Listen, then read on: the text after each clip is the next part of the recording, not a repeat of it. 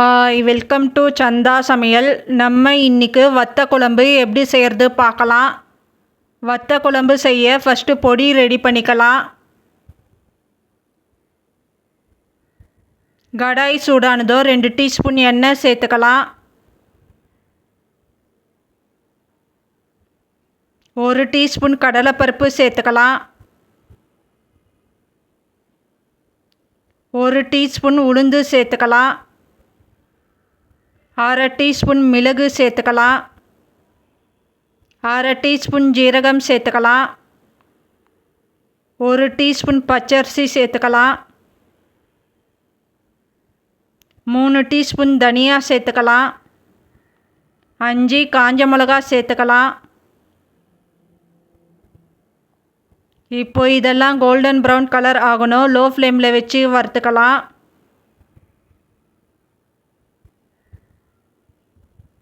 இப்போ வறுபட்டிருக்கு, ஒரு பிளேட்டுக்கு மாற்றிக்கலாம். ஆற விடணும். இப்போ ஆறினதோ மிக்ஸி ஜாரில் சேர்த்துருக்கேன், அரைச்சி எடுத்துக்கலாம்.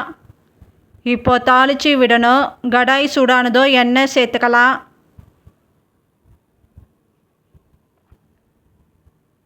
ஒரு டீஸ்பூன் கடுகு சேர்த்துக்கலாம். 1/4 டீஸ்பூன் வெந்தயம் சேர்த்துக்கலாம்.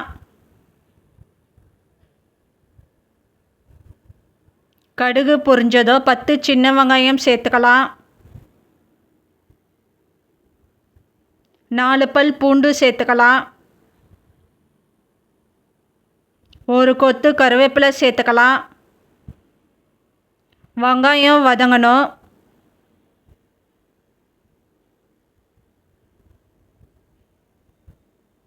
இப்போது மணத்தக்காளி வத்தல் சேர்த்துக்கலாம்.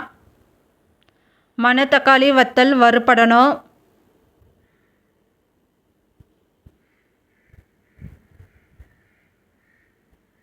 மீடியம் சைஸ் தக்காளி 1 கட் பண்ணி சேர்த்துக்கலாம். தக்காளி வதங்கணும். இப்போ புளி தண்ணி சேர்த்துக்கலாம். பெரிய நெல்லிக்காய் சைஸ் புளி கரைச்சி சேர்த்துக்கலாம்.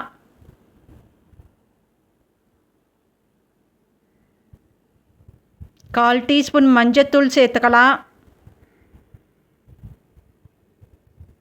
உப்பு தேவையான அளவு சேர்த்துக்கலாம்.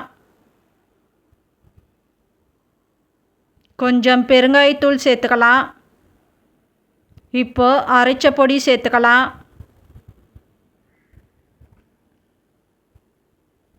இப்போ தண்ணி சேர்த்துக்கலாம். தண்ணி சேர்த்துட்டு நல்லா மிக்ஸ் பண்ணிக்கலாம்.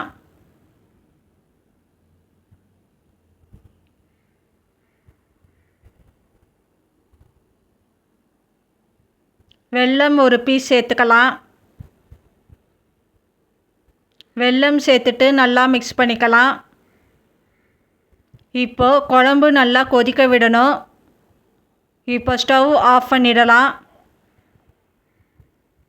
இப்போ நமக்கு வத்த குழம்பு ரெடி ஆயிடுச்சு. இந்த சேனல் பிடிச்சிருந்தால் லைக் பண்ணுங்கள், ஷேர் பண்ணுங்கள், சப்ஸ்கிரைப் பண்ணுங்கள்.